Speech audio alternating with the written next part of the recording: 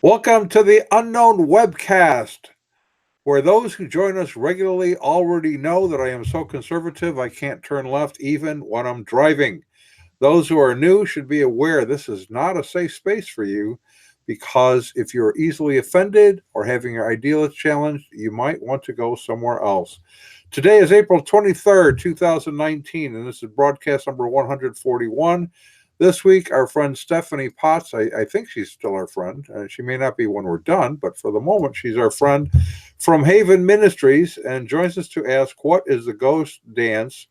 What does it have to do with the New Age or American Indian tribal practices? That's a really long It's title for just it's today. just like the Monster Mash, right? Yeah, it could be. Yeah. My Yeah. name is Don Vino. I'm president of Midwest Christian Outreach Inc. in Wonder Lake, Illinois, which produces the Unknown Webcast, and our senior researcher is still Ron Hensel. He hasn't given up on us yet, and he will introduce the sponsors of today's webcast. And You here know, is Ronnie. if I said something politically incorrect by saying that, I'm not sorry. I just want everybody to know. Okay, greetings from sunny Florida, where the sun came out, saw his shadow, and now we have 12 more months of summer. Our sponsors for this webcast include the Coexist Boutique. When you care enough to take your hands off your loved ones' throats in order to pick out the perfect gift, and two great faiths that taste great together, Reese's Jesus Buddha Cups.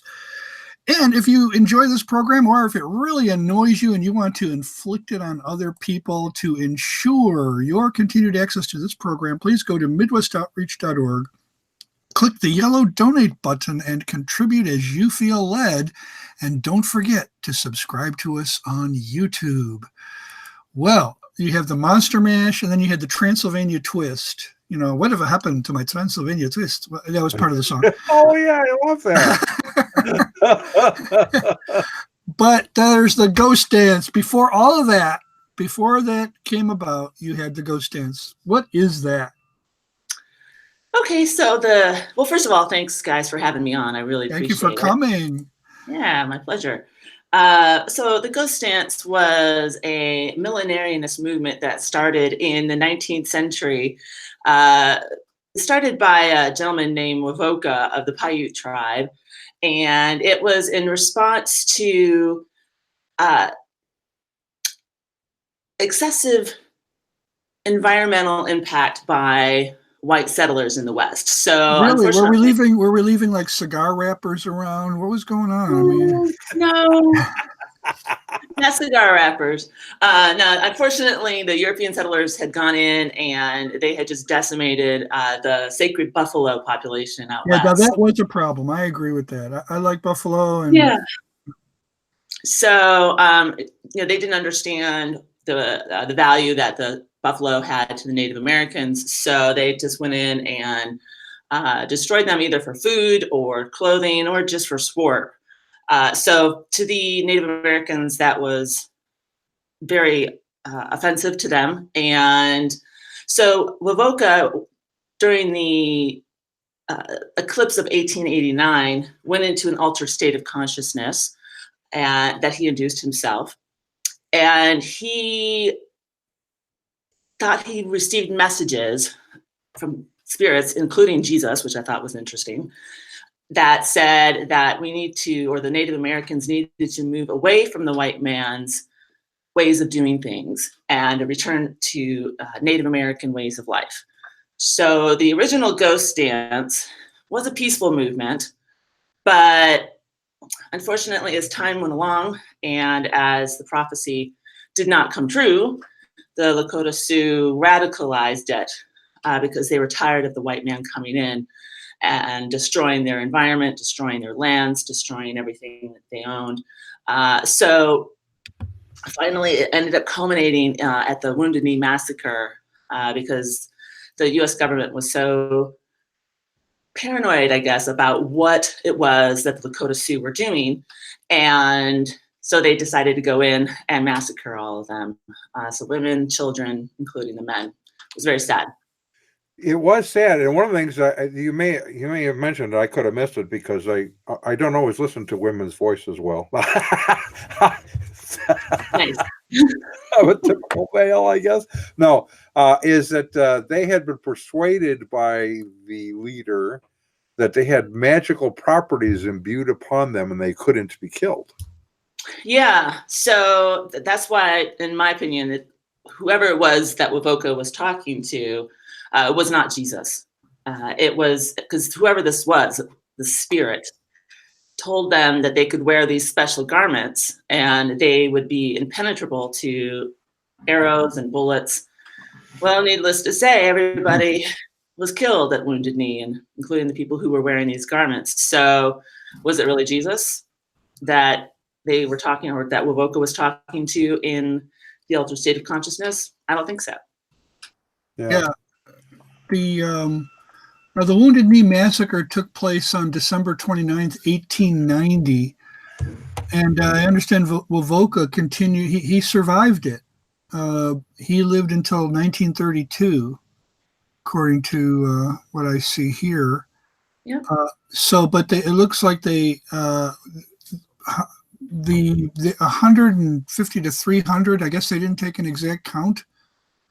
No, they just, I don't think they really cared, as long as everybody was everybody that they were worried about was dead. Yeah. Yeah. And this occurs in Wounded Knee Creek, South Dakota. Now, the Paiute tribe is a California Basin tribe. So they, Wovoka, did he travel a lot? I mean, he did. Yeah, he traveled to various different tribes and shared the message that he received. He wrote letters to the Arapaho and Cheyenne tribe, and that's where he specifically mentions his encounter with Jesus, or who he thought was Jesus.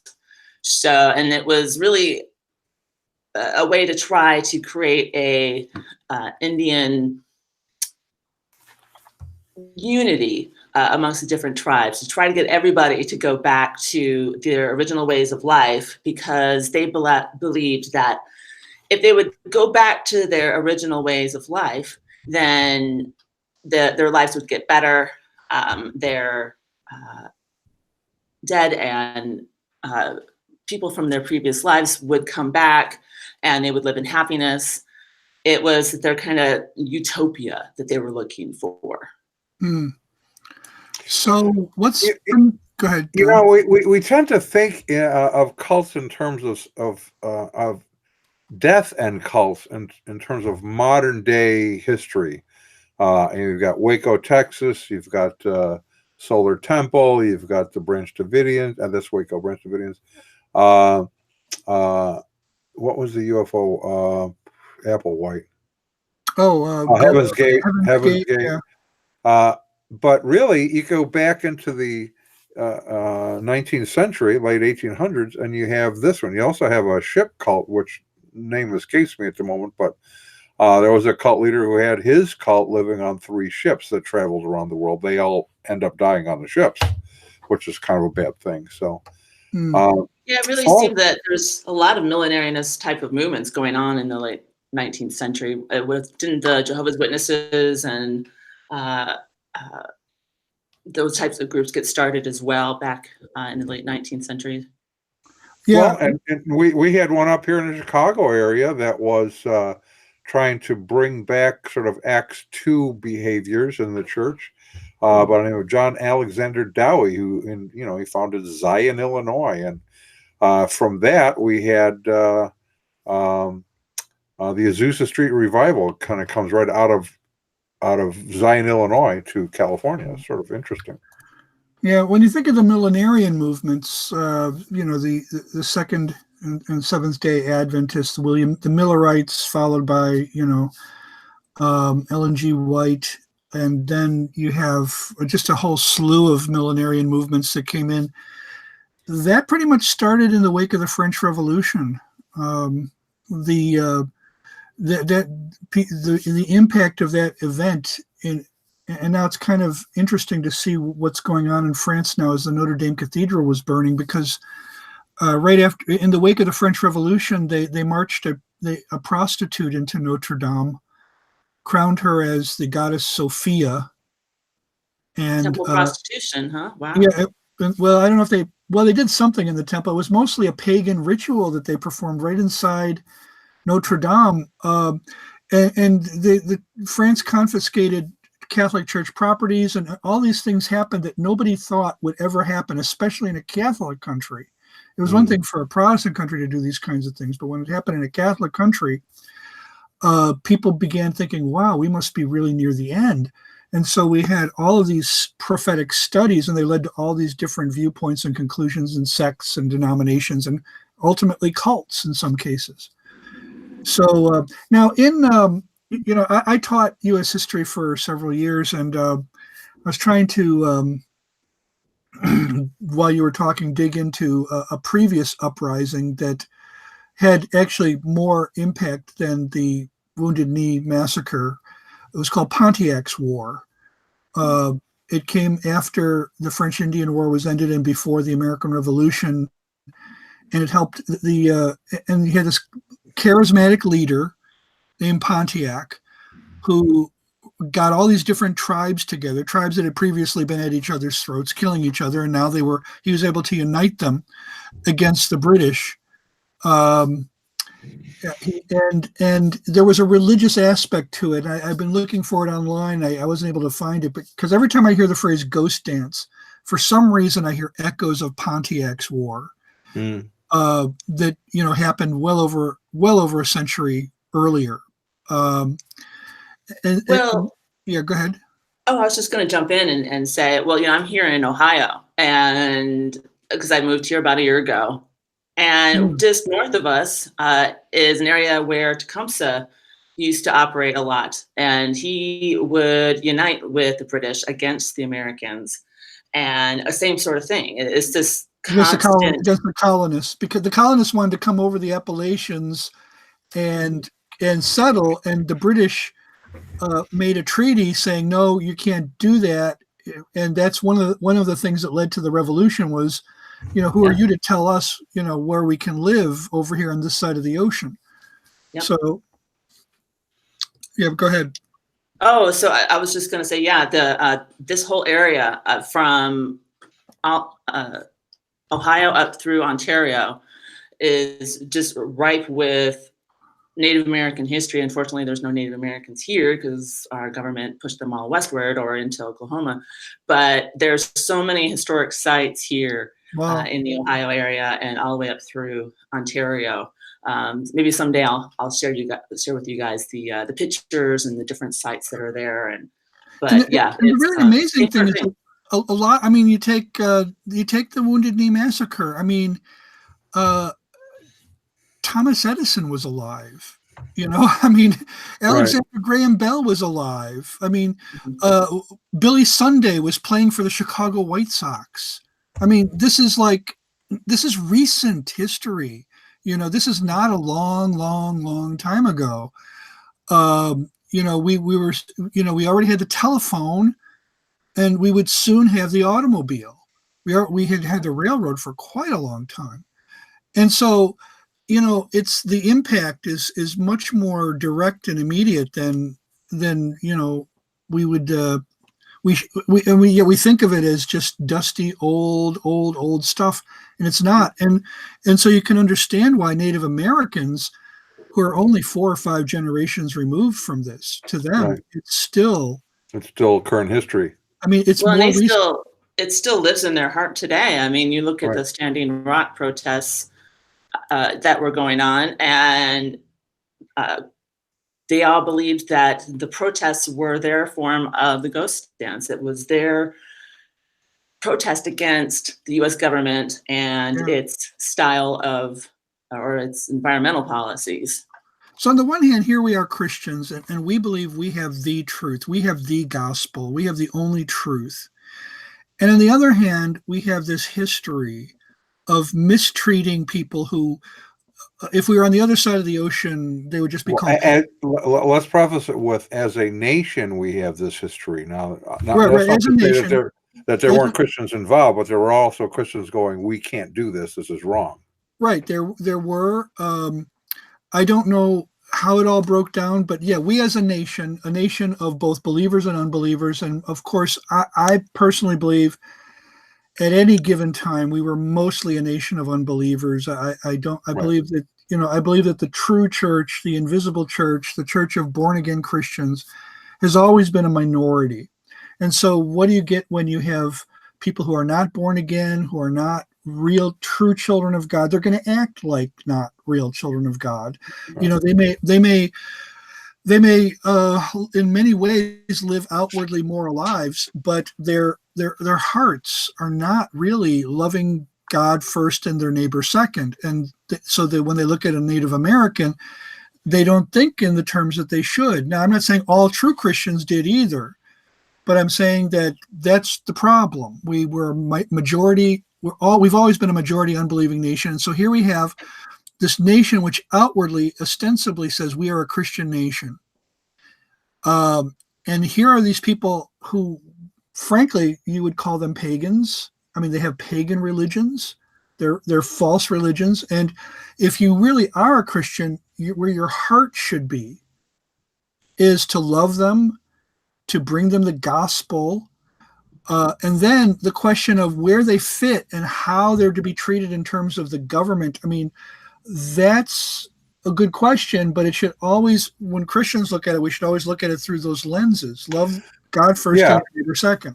And a couple things, and then I want to toss something to Stephanie, because we're getting on something important here. Because historically, Ron, you just named off a number of things that were going on, which makes it feel recent, obviously, to the American Indians, because they're just 4 or 5 generations removed, number one. Number two, yes, we had all of those things invented at that time, and science seemed to also be supporting the idea that American Indians are inferior, because Darwinism, which is relatively new, 1859, which kind of grew out of the great chain of being concepts, Darwinism held them as lower evolved and therefore more dispensable than white European. The brand that was being sold at the time, Right, that's correct. So it was easy then to be opposed to, discriminate against, view them as inferior because they were lesser evolved beings than the white Europeans were. And you really can't underemphasize that. In 1890, I mean, Darwinism had virtually taken over academia. Right. It had worked its way into political science. Right. It had worked its way into anthropology, into sociology, and everything else. And so, yes, there was a social Darwinism that was pervasive, that led to Nazism and other terrible atrocities. And to say, oh, look what happened in this Christian nation, is to avoid and evade the fact that, wait a minute, this professing Christian nation that had largely gone Darwinist by this time. Right. So all of that really is sort of a backdrop then to where we're springing forward to today. I have, as part of my heritage, Osage Indian is part of my heritage, French and Indian. I am. Is that 1024th, Don? I don't know the percentage. It isn't a large percentage. It's not enough to qualify me to live on the reservation, and it might qualify you to be a Democratic candidate for president. I have reservations about that, but I mean, my grandmother was like, I don't know, half, so I don't know what that all breaks down to. Oh, your grandmother was 50. You've got more than some Democratic candidates for president, then, Don. That may be, but other than recognize it as part of my history, it hasn't made a huge difference in my life. But having said that, I have an interest in kind of the tribal religions, as does Stephanie, and to really, in my opinion, talk to someone else of another religious persuasion, you have to ask them what they believe and understand it. So that then brings us to where we're at today. How does New Age beliefs and rituals impact the modern version of the ghost dance and Indian tribal religions? Well, Native Americans they base their religion and their faith on what family they're associated with or what tribe they're associated with. So unlike in the New Age, where it's very syncretistic and you kind of choose what works for you, that's not how it is in the Native American spirituality. So sometimes Native Americans get a little annoyed with people in the New Age movement because they think that they understand what it means to be Native American when they really don't. Right. It depends on your tribe. But this overarching focus on the environment is the things that both the New Age and Native American spirituality share together. So they believe that there has to be a balance in nature. So if we want to take of the land, we need to sacrifice something in order to make sure that whatever's taken from the land is being replaced by something else. So that balance, the symbiotic, mutualistic relationship is necessary. Is that like that Seinfeld episode where everything balances out automatically? No, I'm just kidding. I never watched Seinfeld, so I don't know. Does that have? Actually, my first thought wasn't Seinfeld. It was. Does this have any affinities with Far Eastern, like yin yang concepts of balance? Yeah, definitely. So yin and yang, from what I understand, is there needs to be a balance between good and evil in order for things to operate properly here on Earth. And so it's very similar. A lot of these beliefs have very similar characteristics and traits. And one of the things I've noticed as I've gone through my studies is this constant focus on the circle of life and this repeating of life over and over and over again, and how that is prevalent in every religion that is, with the exception of Christianity, Judaism, and Islam, obviously. Well, we're not so much in balancing good and evil as much as getting rid of evil. You know, we kind of lean more in that direction. Let's just get rid of the evil. Do Native Americans? I mean, I'm sure there's probably a lot of variety in Native American religion. So I guess we have to speak in general terms. Does there tend to be a strong concept of good and evil? Well, let me share something that I've kind of gotten exposed to since I've been studying this subject.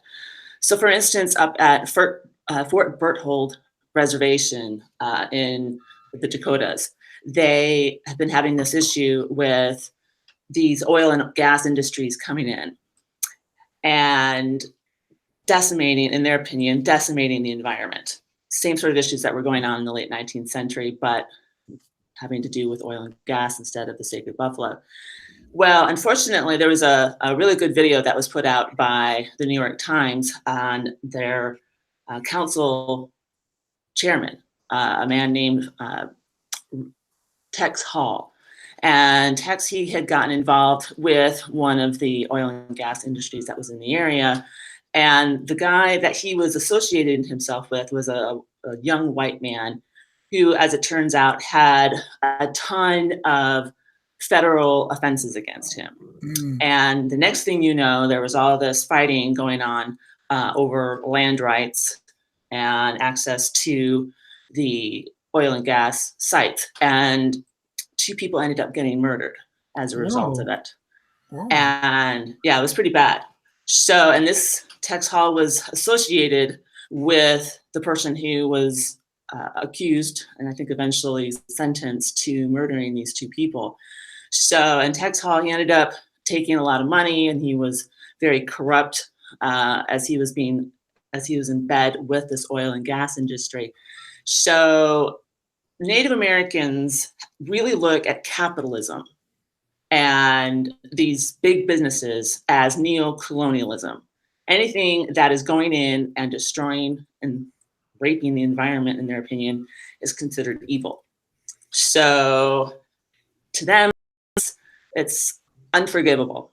And now the new council chair of the Fort Berthold Reservation, Fox is his last name, has said that they are not interested in assimilating into American society, and they would much rather just remain poor than assimilate into our society, because at least they won't be corrupted by the white man and capitalism and neocolonialism. Would they be more? I mean, I get the general impression that the general ethos of most Native, now again, you know, I think we need to be a little less parochial in as North Americans. The Native Americans that we encounter here on the North American continent are really kind of different from the natives that were encountered in Central America and South America in terms of religion, in terms of the way they structured their societies. I mean, the Aztecs and Mayans had cities. The Incas, technologically advanced. right? The Incans had an empire. They had plumbing. Well, I mean, they had septic. They you have to do certain practical things when you have a city. So we encountered these groups of, many of them, not all of them, and they had human sacrifice, which, yes, as far as I know, North American Indians did not. And they and ours we had more instances of nomadic existence up here than they did down there. And so there are towns, though. I mean, there were large cities, like if you go to Cahokia, Cahokia Mound, that were outside of St. Louis. That's an example. The Iroquois lived in longhouses. I mean, they had structures. Yeah, but if you go to the Cahokia Mounds outside of St. Louis, I mean, that was a city. It really, it's where a lot of I think it was the Mississippian culture came from all over the country, and they would meet there and have their various ceremonies.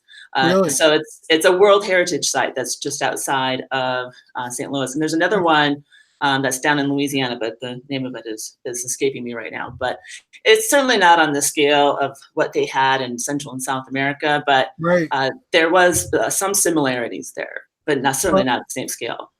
As a Chicagoan who occasionally went to St. Louis for reasons unknown, I probably passed the Cahokia Mounds a million times. I wish I would have had time and been more interested in them.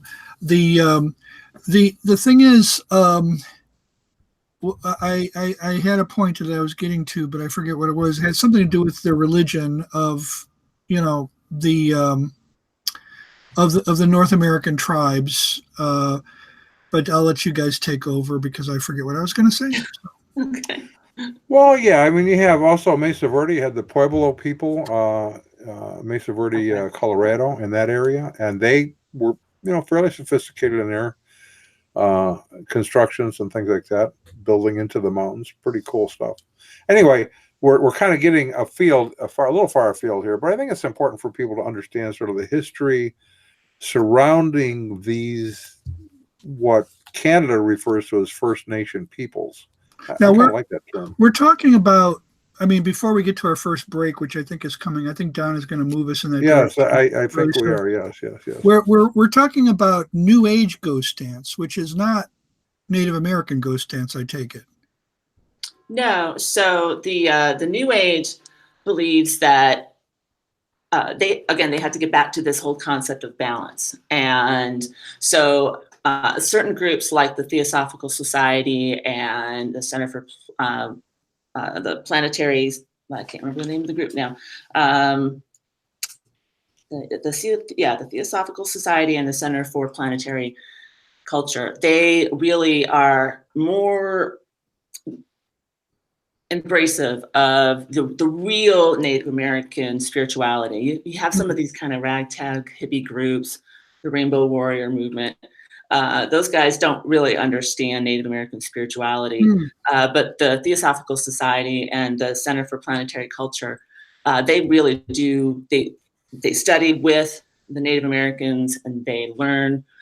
So I think they're much more serious in their approach to this. And so many of them, for instance, Robert Mueller, who was the former Secretary of the UN, he used to work with the Hopi Indians, and he really believed in the prophecies that were foretold by the Hopi Indians, and he even invited them to come and speak and engage with the representatives at the United Nations.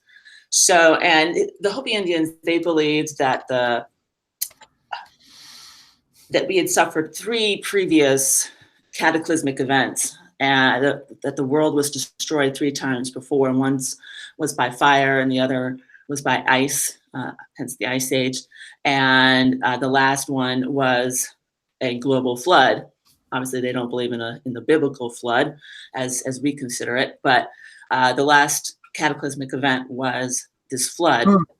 that was global wide. And so they believe that if we are not taking care of the environment, we are ushering in another cataclysmic event. So Robert Mueller, who also embraced the teachings of Alice Bailey from the Theosophical Society, based a lot of his legislation and his focus on the Native American Hopi prophecies, as well as the things that Alice Bailey used to write about when she used to go into altered states of consciousness. Right. So that's where, unfortunately, the whole Green New Deal is going, Agenda 21. It's all based on these types of philosophies that really got started, from what I can tell, from Robert Mueller and his embrace of not just the Native American spirituality, but of the Theosophical Society. Right. Many occult religious views. He really did embrace those. So, and we do need to, because, if you want to embrace people with whom you disagree, it sometimes can be difficult to get together at family gatherings and that sort of thing. So we have yeah.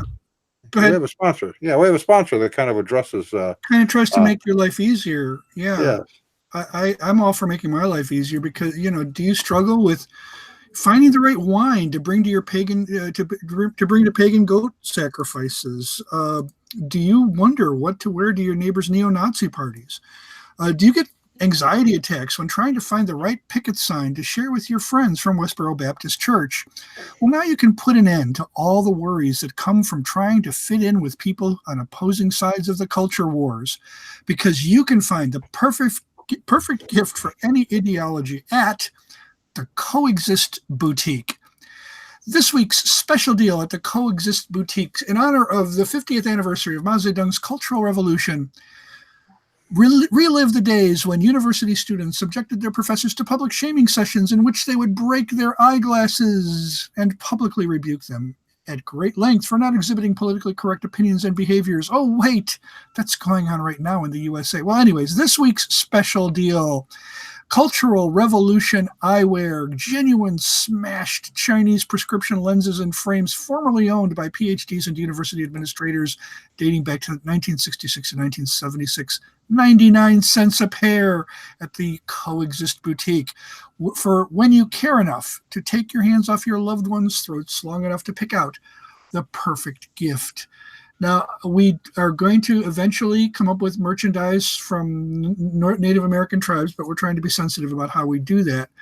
Why? We're insensitive about everything else. Well, because, I don't know. I just thought we should say that. We should say that, and then we should prove ourselves wrong in the end. So any word on what the next cataclysm is going to be from the Hopis? We had fire, ice, and flood. I think we're probably due for having all the air sucked off the planet or something like that. What do you think?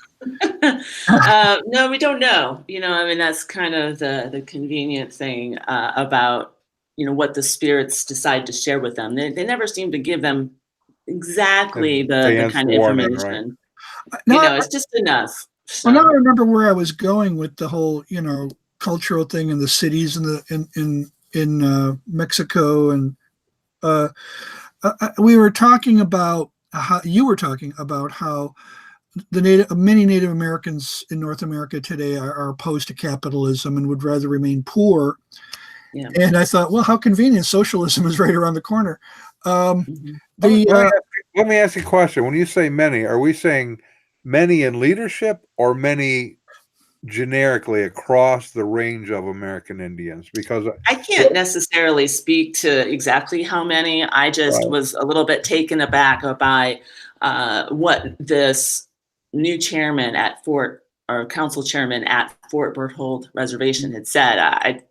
When I first heard that, I didn't know the story about Tex Hall, and I figured there had to be something more to this story. I can't imagine why someone would blatantly go out and say we're not going to assimilate and we're not going to concern ourselves with, improving. But I do think that is an important question, because I know for me, and it's true. I'm and Ron and I've talked about this a lot. I'm really conservative, and So when I have a national leader step up, supposedly or not supposedly, an elected official, uh, and it could be in a party with whom I already disagree, may not be, could be in our own Maybe. party, Right. stand up and say, X is not an American value. And I go, well, what Americans are you talking to? Because it clearly is, or the mayor of Chicago, Rahm Emanuel, when he stood up and was very clear to say that marriage between a male and female is not a Chicago value. I thought, He there's said, a lot of marriages in Chicago that are comprised of males and females, and I think they would be shocked to learn that's not a Chicago value. So when a leader of an American Indian tribe says, we are not going to, does he simply mean we're going to do as leaders everything we can to prevent the rest of our tribe from joining into um, benefiting from capitalism or something like that? Or is that kind of going Well, across the range of? it's hard to really say, because I mean, you can't make the assumption that all Native Americans are right. as concerned and obsessed with this issue as Right. some of the folks who are more verbal about it. Right. I think most Native Americans that I've come across are like us. We Right. believe in conservation, and we believe in not decimating the environment for no reason. We believe in trying to preserve animals and plants and making sure that we are stewards of the environment.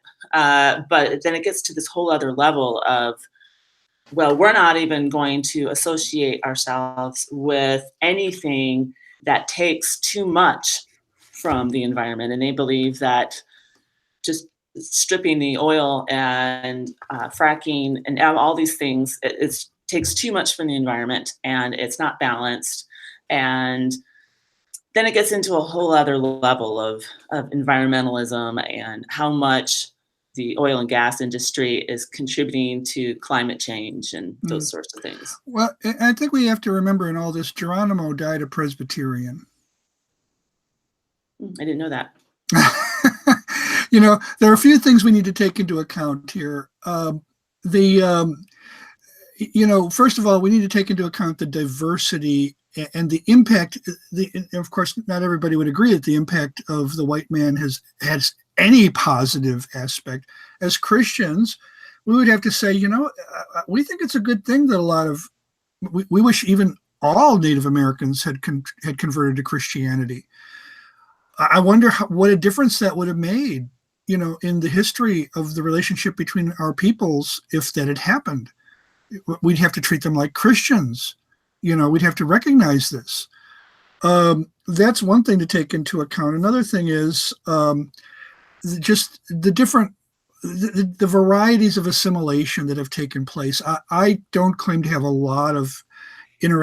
a lot of interaction with Native Americans, but I was in fundraising for a while in the field of higher education, and occasionally, a few times, they sent me on trips to conferences where I would meet people who were involved in fundraising from, you name it. It was either all different kinds, missions agencies, including Native Americans who were fundraisers for things that helped their people.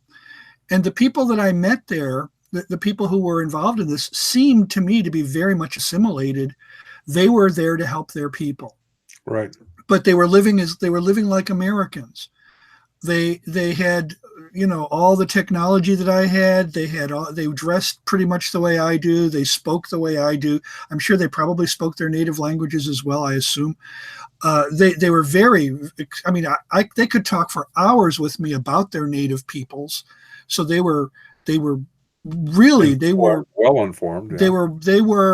They were dedicated people, and I didn't ask them about their religion, but I became aware that there's this world of people who seem to have their one foot in our world and one foot in another world that was here before we got here, we white people. And then I would say that I have also seen, I can't say directly, but I've seen that really a lot of Native American religion basically boils down not just to conservation of nature, not just to try to keep a balance, but the worship of nature.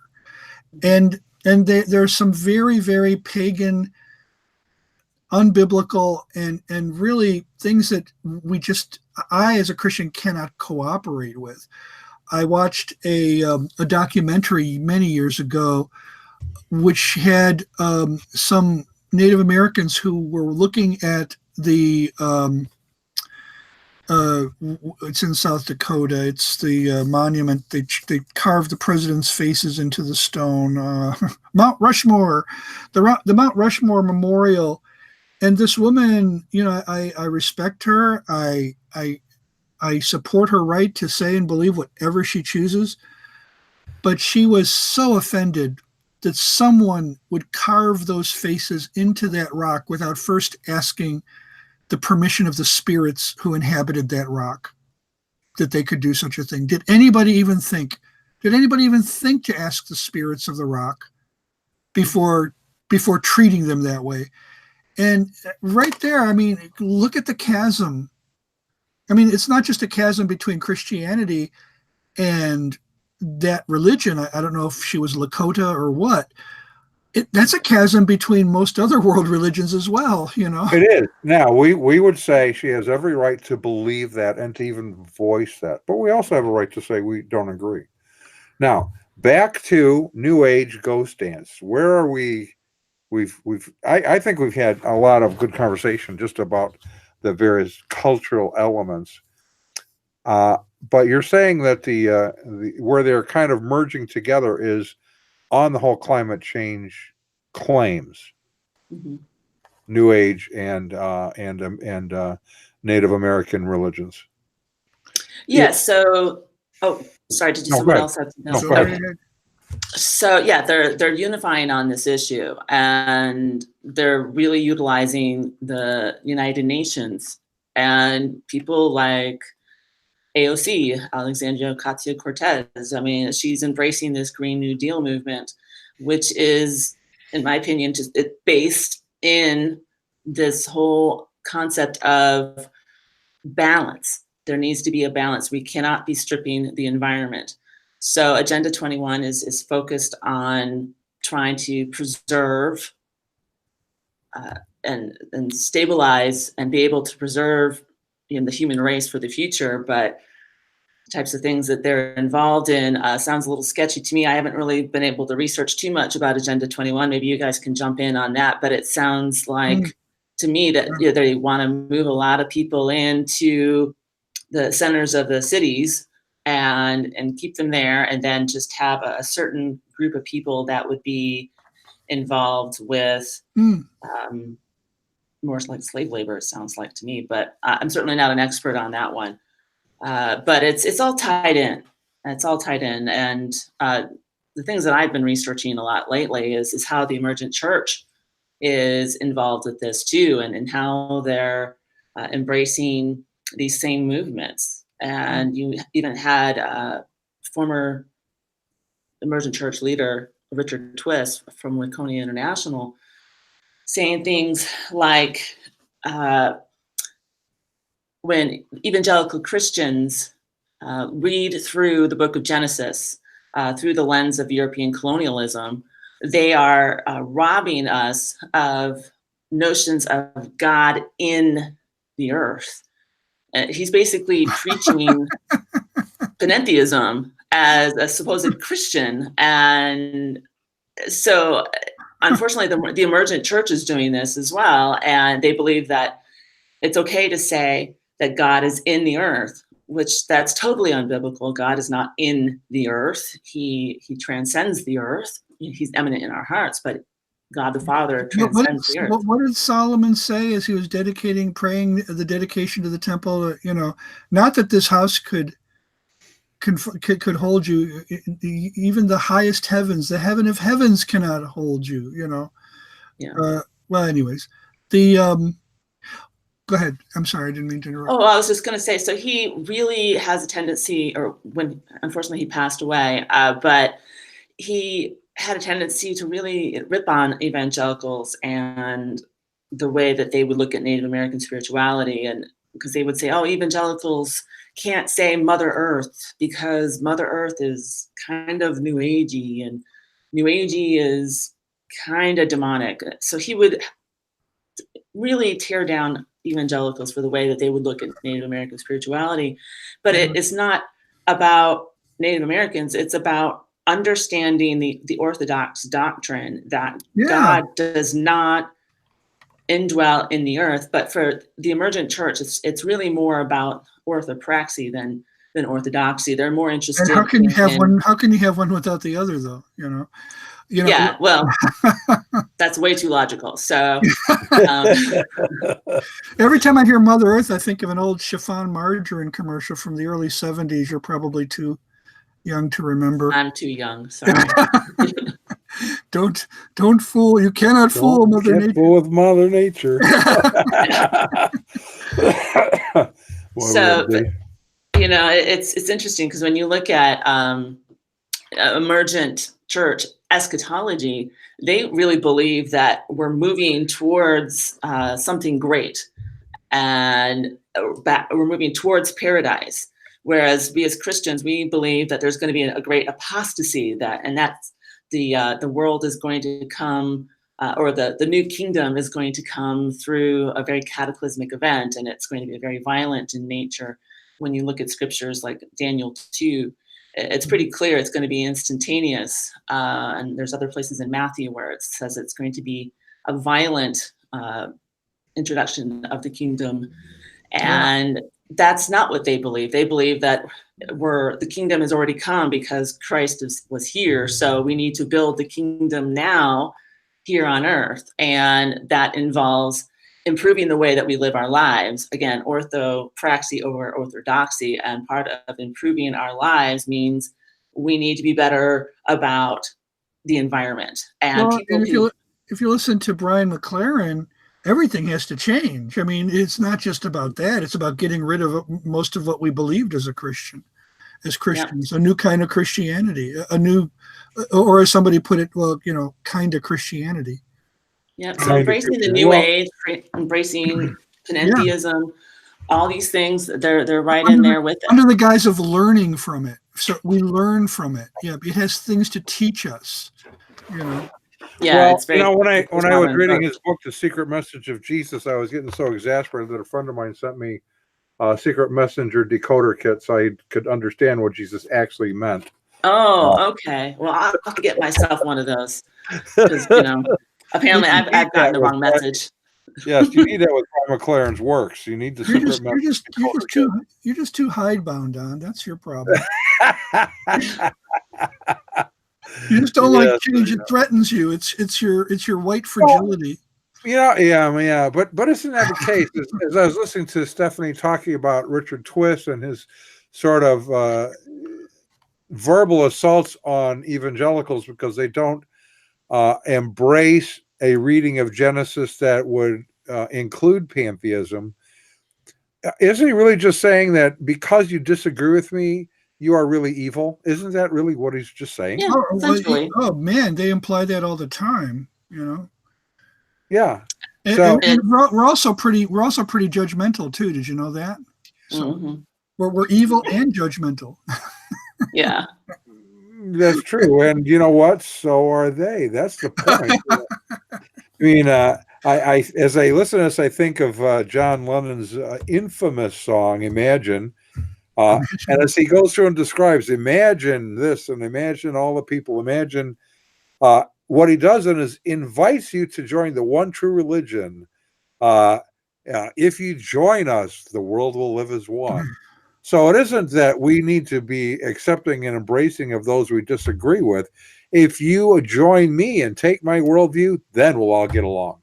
Well, if you have, I was just going to jump in. That's pretty much exactly what Chief Admiral Lookinghorse said a few years ago, basically saying he sent out this warning in an article in Indian Country Today, saying basically that same thing, that we're destroying the environment. We need to have one religion basically that teaches this, that focuses on this. And that's good, And because now we know where the battle lines are drawn. This is not a game. This is a war. This is a spiritual battle between the truth and false religion. They are on the side of false religion. I mean, I'm gonna be really blunt here, because if we really believe what the Bible teaches, every time people say this, they say this is what you must do. You must submit to our religious view. They're actually doing us a favor, because they're not saying, well, we can maybe kind of come up with some kind of compromise, or some kind of mixture, some kind of hybrid between what you believe and we believe. Of course, that would be lethal too, wouldn't it? That would be lethal for our belief system too. But instead, they're making it what it is, what it really is. It's really a choice between truth and falsehood, and that's a favor to us. Yeah. It is, because then we have to figure it out and say, okay, we're both making truth claims, objective truth claims. So can we determine which one really is true? Because they can't both be true. Now, some people will say they can, but that's the other problem. Well, that gets into the whole emergent church. They believe in the Hegelian dialectic, where you'll have all these, these statements and beliefs that contradict one another, but somehow by some miraculous event, they'll come to the truth. We can work it out. Well, one of my favorites, Ravi Zacharias, tells a story about a professor who wanted to debate him on exactly that issue, Eastern views of truth versus Western views of truth, and how that for Eastern view of truth, it can be both and, not either or. So they had lunch, and as Ravi was eating his lunch, he's going through this other professor and making all these diagrams and explanations, and in the end, as he finished and he was about to take his first bite of his now congealed lunch, Ravi Zacharias looks at him and says, "So what you're saying is, I either have to accept Eastern truth or Western truth." Yeah, that's good. And he stopped, fork almost to his mouth, and goes, "It does seem to work itself out that way, doesn't it?" Can't both be right. Yeah. Yeah. Okay. That is really interesting, isn't it? Yeah. It is. Okay, so it's impacting the leadership in at least some of the Native American tribes. It is certainly affecting some of their public political positions. And you're saying that they are also giving input to the UN on these issues. Oh, yeah. Well, again, it gets back to the best example I can think of is Robert Mueller and his relationship with the Hopi Indians. And Robert Mueller, he was involved in a lot of stuff. I mean, he embraced the prophecies of the Hopi Indians. He embraced the teachings of Alice Bailey of the Theosophical Society. He was also a Catholic mystic. So he himself went into altered states of consciousness while performing contemplative prayer. And that's where he would get some of these same messages that we need to unite together as one global spiritual movement that's focused on saving Mother Earth. And that's a scary thought. Well, can we hold that thought for a minute here? Don's usually the one to do this. I wanted to kind of piggyback, though, Don, on the whole Ravi Zacharias either or both and thing, because yes, absolutely. We have a sponsor who goes more for the both and than the either or, doesn't it? He does. Yeah, he does. Yeah, and that and we have a story. There's a story behind this. So one day, Rob Bell was walking along, not watching where he was going, and he smacked right into the Dalai Lama. Bang! The Dalai Lama said, "Hey, you got Christianity in my Buddhism." And Rob Bell said, "You got Buddhism in my Christianity." And then they decided that it's not all about truth, but experience. And isn't taste one of the best experiences? Two great faiths that taste great together. Reese's Jesus Buddha cups. You need to check those out. They will change your life. Tasty. Or so will radioactivity. Exactly. Yep. Okay. And back to Stephanie. Did we leave you speechless with that one? I love that one. I always get a kick out of it. It makes me want to go out and get, some Reese's peanut butter cups and then just kind of mold them into a little Buddha, but that would be a little childish. So people would probably look at me like I'm crazy, but I'd have fun. So Okay. Well, we're glad somebody is, is intrigued enough to do something like that. Yeah. Maybe Reese's could actually pick up on that and make one and send it to us for an actual photograph of the Reese's Jesus Buddha cup. Yeah. So where can I go to one of these New Age ghost dance hoedowns? Do they have? Well, they don't really perform them unless they may do it in a clandestine way today, but they don't really perform the ghost dance publicly. I think the last time that it was done publicly was back in the 60s and the 70s. Will I find a YouTube of it? Is there anywhere? Did anybody bother? No, not really. But what you can find is there's an old video from the late 19th century. I think it was filmed by James Mooney of the Smithsonian Institution when he was studying this movement. And there's an old video out there that you can find, and I've got it here on my computer somewhere.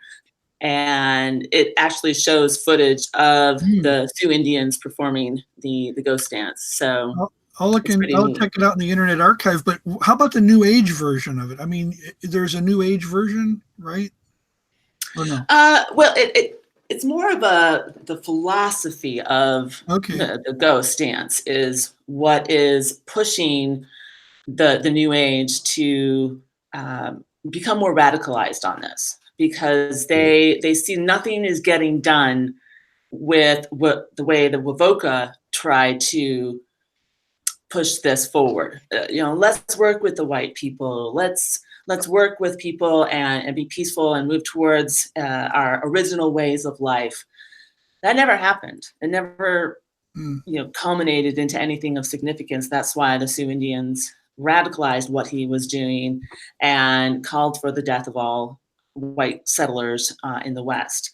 So that's why so many people really are concerned that this environmental movement sounds like a death cult, because there are certain people in the movement who say that murder is murder. And if you are killing the environment, you are killing me. You are killing everybody on Earth. So you need to be treated as a murderer and be prosecuted as such. And then there's some people who really just feel, hey, if you're not moving with the times, if you're not moving in the direction of higher consciousness, people like Barbara Marx Hubbard is like this, that people who refuse to move into higher levels of consciousness when it comes to the environment, well, they just need to be removed from the equation. Yeah. Right. Sometimes I feel like I'm living in a science fiction story that was written by a guy named Fritz Lieber back in the 50s. It's called X Marks the Pedwalk. And in the science fiction story, it starts out with a little old lady walking across the street. And as she's walking across the street, these guys in a car see her, and immediately they hit the gas pedal and they try to run her over. And while they're coming at her, she pulls out a shotgun and starts shooting and manages to get a few of them. And it turns out that there's this war going on between the drivers and the pedestrians. And that really what has happened is society has gone mad. Society is insane, that the two worldviews are just so far apart that they just kill each other all the time. And sometimes I feel like the government is barely hanging on, and they get daily sanity quotient reports on their populations, and they keep going down every day. And I think that it's sometimes it feels that way. Hopefully, the pendulum, maybe if that's what it is, will swing back. And it may be the case that it is worse today, but I suspect, and Ron and I both really like history, and Ron is the guy who follows all these rabbit trails and comes up with all these little weird things like X marks the pedwalk. Yeah.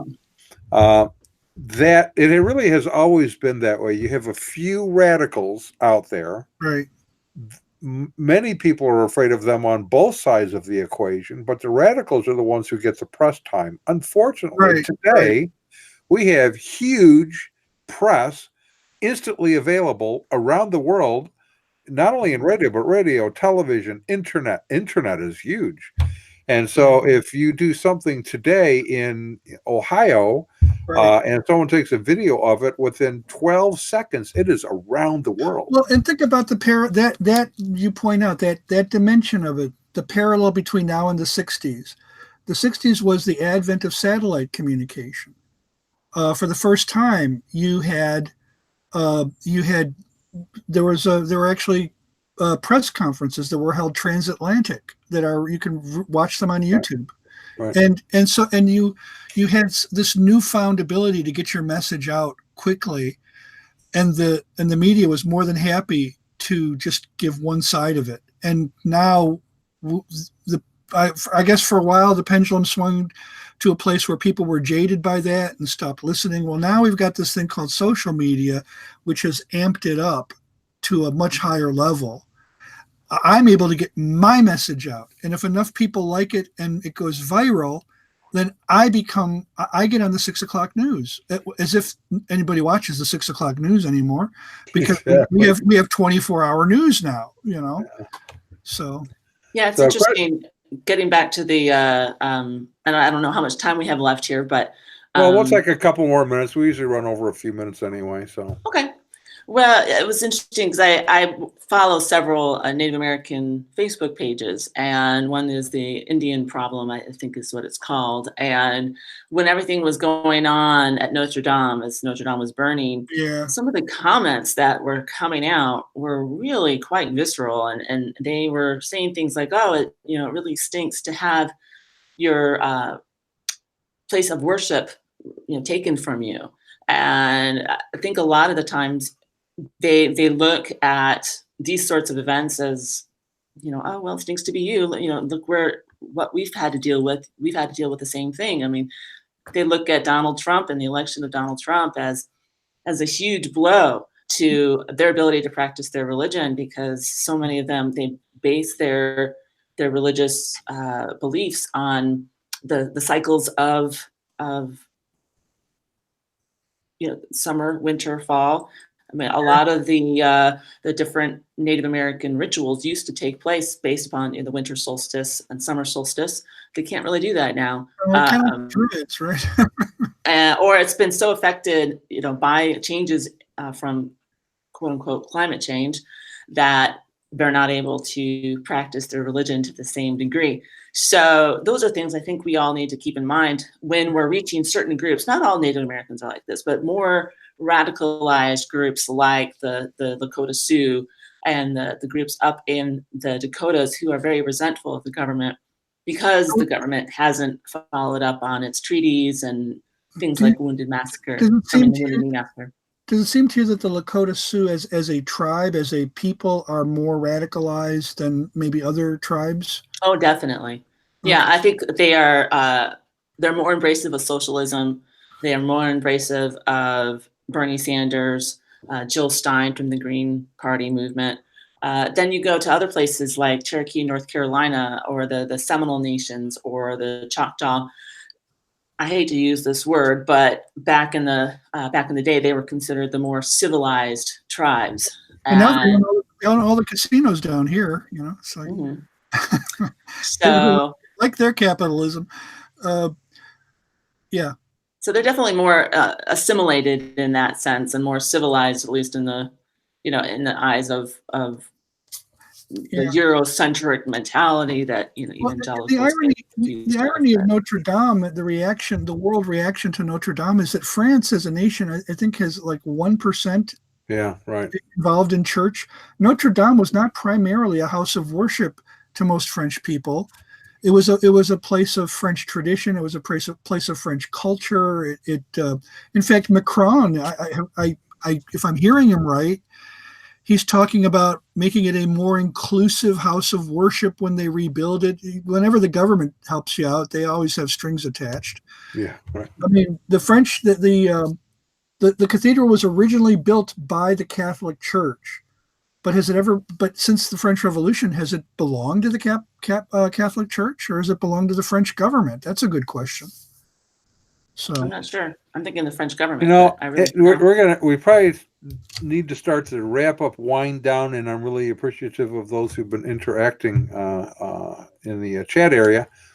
But you know, Stephanie and I have a heart for Native American cultures and religions. We've done at least had one opportunity to go and teach to some of the Christian leadership in some of the tribes, and would like to do more of that, because they do need better teaching to learn how to think more clearly on these issues and develop them.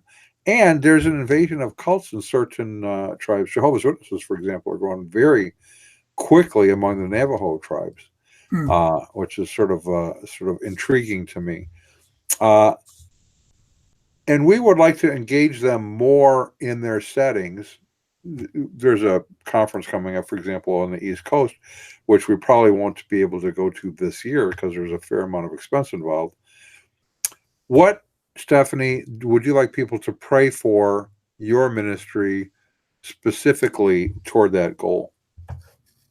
Well, I think some of the biggest issues that we have with reaching Native Americans is that English is actually their second language. So there's a language barrier there.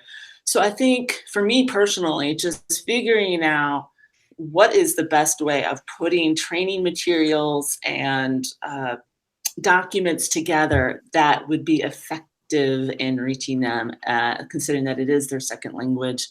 And it's not even based in a Latin language. So it's not, French or Spanish. It's something completely different.